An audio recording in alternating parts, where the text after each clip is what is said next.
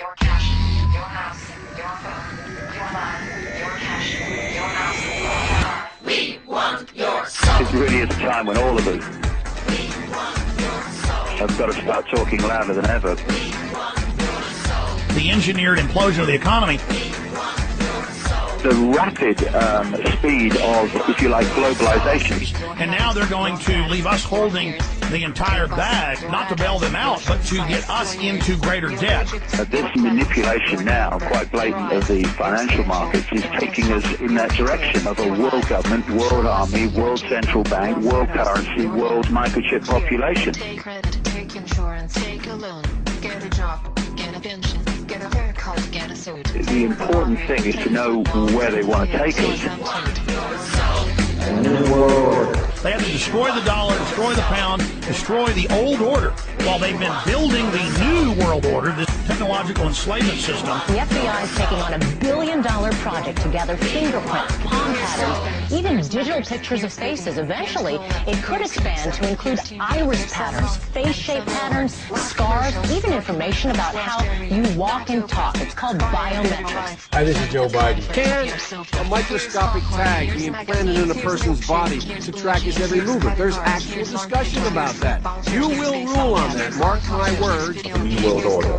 This is the agenda I have set before my fellow prisoners. Even the Albuquerque Examiner has the headline, Rahm Emanuel wants compulsory service for your kids. Our first speaker is Congressman Rahm Emanuel. Compulsory then? Well, you have to, and it says it's required of everybody, 18 to 25, 3 months, and at some point at that point you do it. That's on the Obama website now. We cannot continue to rely only on our military in order to achieve the national security objectives that we've set. We've got to have a civilian national security force that's just as powerful, just as strong, just as well funded. It says your kids are going to have to go serve the government. Youth brigades, tattletale squads. I mean, you can't make this stuff up. You will always have a special place in my heart and in the New World Order. I'm getting presents in the New World Order!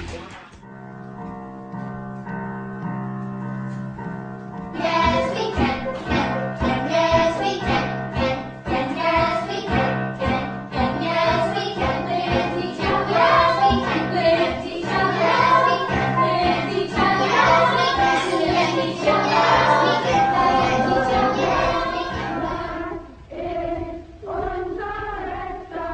each other, I think after 9/11, my friends, instead of telling people to go shopping or take a trip, we should have told Americans to join the Peace Corps, AmeriCorps, the military, expand our volunteers.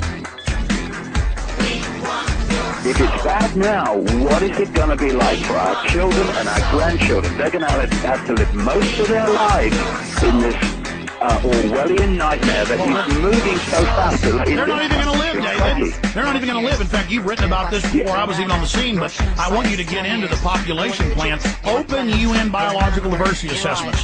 Open government plans, PDDs, State Department Memorandum 200, the Royal Commission on Population. World government is only a means to an end. They want to also create World War III, global conflict, to create the fear. They unfreeze societies with crisis and fear because societies are normally rigid. People like the status quo.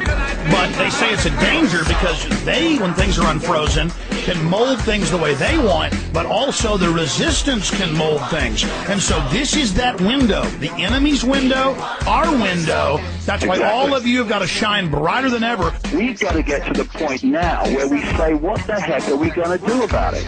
And we have to stop being divided and ruled by the fault lines of religion and class and income bracket and culture and country. We've got to start getting organized. And what we need is to stop cooperating with our own enslavement. We really got to start moving from just understanding more about the game and the situation we face to doing something about it. Start a blog, call into a talk show, go to a city council, say no. I mean, I'm not saying climb up a pole at night and beat a camera up with a baseball bat. I'm not saying go up on a corporate billboard and spray paint Infowars.com or DavidIcke.com. I'm not saying go that far like the founding fathers would have, David.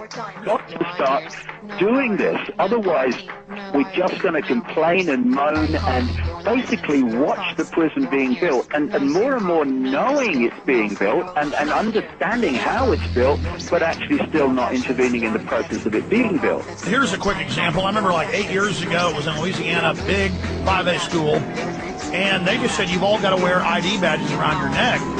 And one girl said no, they expelled her, and then about 20 said no, they expelled them, and then like half the school said no, and they expelled all of them, and then they had to back off and remove it. And that's an example right there of saying no, no, no. But we have to unite, and we have to take a deep breath, and we have to stop being frightened of authority and realize that in the end, it's frightened of us. You let one ant stand up to us, then they all might stand up. Those puny little ants outnumber us 100 to 1. And if they ever figure that out, there goes our way of life. It's not about food. It's about keeping those ants in line. Well, they're scared to death of us. I mean, look at how the system is trying to chill demonstrations, protests, trying to intimidate. And now everybody can see that we're being looted, that the Treasury's being robbed, that trillions in debt's being piled on all our names, and it's an illegitimate, fraudulent debt, and there's no discussion in the corporate media of any of these criminals even being investigated or going to jail. Once people start to see the dots connected, this apparently bewildering, confused, impossible to fathom world total sense. Starts to make sense. No more excuses. There's no more excuses. Look in the eyes of your children and grandchildren and tell them your excuses. We now have to get seriously active and organize this non-cooperation with this system. Because if we don't cooperate, it can't function. Gonna win, yeah, we're taking over. Come on!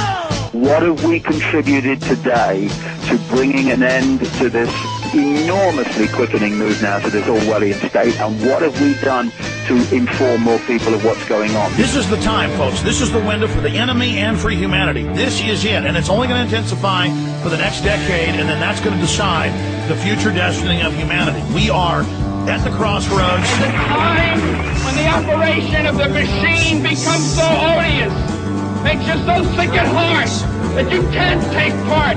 You can't even passively take part. And you've got to put your bodies upon the gears and upon the wheels, upon the levers, by all the apparatus, and you've got to make it stop. And you've got to indicate to the people who run it, to the people who own it, that unless you're free, the machine will be prevented from working.